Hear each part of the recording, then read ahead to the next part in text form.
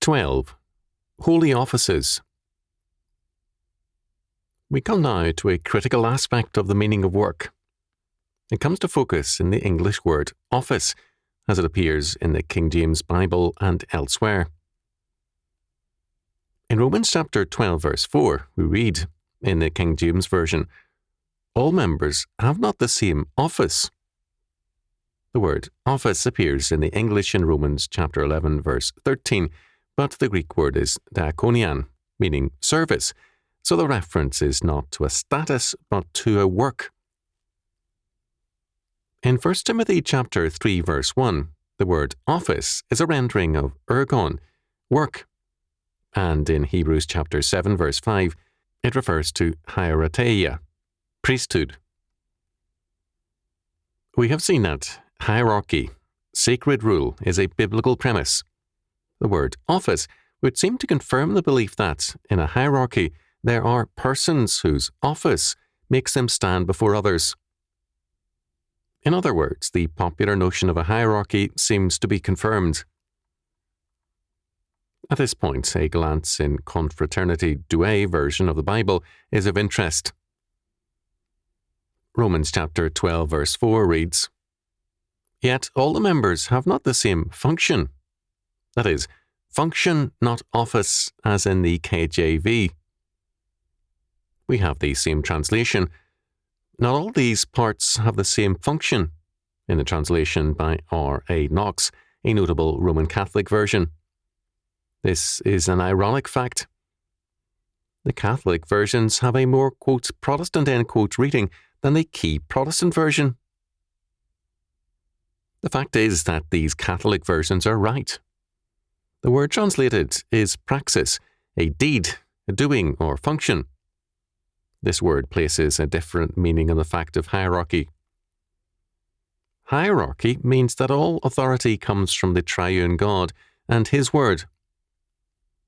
On the various levels of a hierarchy, all positions or offices are derivative. They are functions, deeds or works ordained by God, and they are legitimate only insofar as they are faithful to God.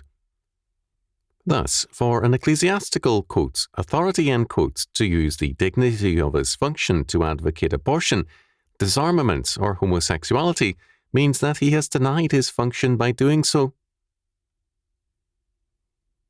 In other words, what we call the, quote, office, end quote, of a presbyter, bishop, or pastor, or the office of a civil magistrate, is not a condition of man, but a function under God.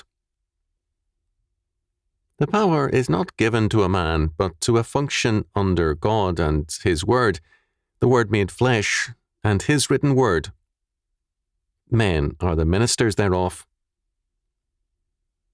At this point, it can be noted parenthetically that, in the medieval era, some theologians held that a tyrannical ruler had forfeited his function and could therefore be slain. Without agreeing at all with that conclusion, we can agree with the premise. The hierarchy of powers is not in terms of man's birth or election, but in terms of God's word and government.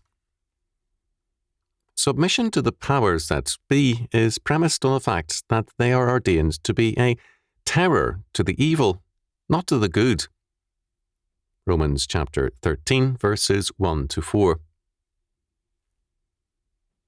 Calvin dealt with this fact in discussing the jurisdiction of the Church. He saw authority and, quote, office, end quote, as a ministration or a function, not as an immanent power which is an aspect of a human order rather than a function under God. He wrote, "On the other hand, also, it was necessary that the most unequivocal testimony should be given to their hearers that the doctrine of the gospel was not the word of the apostles, but of God Himself, not a voice issuing from the earth, but descended from heaven. For these things, the remission of sins, the promise of eternal life, and the message of salvation, cannot be in the power of man. Therefore, Christ has testified that, in the preaching of the gospel, nothing belonged to the apostles except the ministration of it, that it was He Himself who spoke and promised everything by the instrumentality of their mouths, and, consequently, that the remission of sins which they preached was the true promise of God, and that the condemnation which they denounced was the certain judgment of God. Now, this testification has been given to all ages, and remains unaltered, to certify and assure us all that the word of the gospel, by whomsoever it may happen to be preached, is the very sentence of God himself, promulgated from his heavenly tribunal, recorded in the book of life, ratified, confirmed, and fixed in heaven. Thus we see that the power of the keys in these passages is no other than the preaching of the gospel, and that, considered with regard to men, it is not so much authoritative as ministerial, for, strictly speaking, Christ has not given this power to men, but to his word, of which he has appointed men to be the ministers. Paul, in 1 Corinthians chapter 7, verse 20, declares, "Let every man abide in the same calling wherein he was called."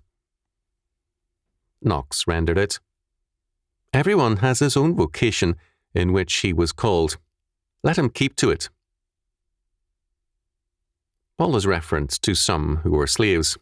He made clear that freedom was better, but freedom was not to come from anarchy or revolution. The Christian recourse is very different. The world is to be transformed by regeneration, not revolution. While Calvin recognized that civil conflict was sometimes necessary, he felt it had to be on legal grounds, not in terms of a personal decision by any rebellious person. At this point, those who opposed and those who allowed for armed resistance were in agreement. An office is a legal fact. It is a function which, by the law of God or of man, or both, has a de facto legal existence. However, the law, in any biblical sense, is not of man, nor is its end man, but the Lord. The powers that be are ordained of God, Romans chapter 13, verse 1, whether as a means to bless us, or to be a just curse unto us. The law which governs all of history is God's, and the office also. Where the office or function becomes faithless and evil, as in the current church and state conflicts, there must be resistance. Thus, we must begin with the fact that, according to Scripture, all, quote, offices, end quote, positions, and human authorities are functions, deeds, or works. Whatever they may be in practice, they are, in reality, hierarchical functions. They are thus functions of a sacred or holy rule or government. The response to all such functions must also be a function, a work, deed, or doing. The work or function in a hierarchical society is not limited to the office holder. Every man has a work or function. In terms of this, it is necessary for men to say at times, as did St. Peter, we ought to obey God rather than men. Acts chapter 5, verse 29. Failure to do so is a sin, as is abuse of, quote, office, end quote. It constitutes another form of the abuse of office or function. The word office has in the dictionary 10 meanings. 4 of these refer to a building or a portion of a building, and a 5th to a status position, such as a governor, president, or bureaucrat. It is thus important to remember, against this growing usage of the word office, an earlier meaning which is closer to Scripture, and which is reflected in the King James usage. This earlier meaning continues in churches which speak of the stated services of daily prayer and worship as the divine office. Very early, the church recited psalms, sang hymns, and prayed regularly, continuing the form of service used in the synagogue.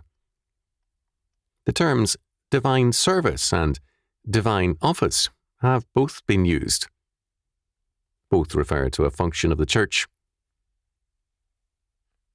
Our concern here is not the variety of liturgies used, but the fact that the central aspect of the life of the church, common prayer, public worship, or the divine offices, whatever the term used, has reference to a function, a work, deed, or doing. The positions or office within the church, as well as its worship, constitute functions. These are sacred or holy functions. In the early church, one of the offices was that of doorkeepers, or ostiarii. These were comparable to sextons in the modern church. Their function was only to open and shut the doors. In times of persecution, this was often a very responsible function. All the same, despite its limited function, the doorkeepers were regarded as an order of the church. They were thus a part of the hierarchy of the church. This was in faithfulness to Ezra chapter 7, verse 24, which sets apart everyone connected with worship as a part of the sacred rule of God's house, and hence exempt from taxation.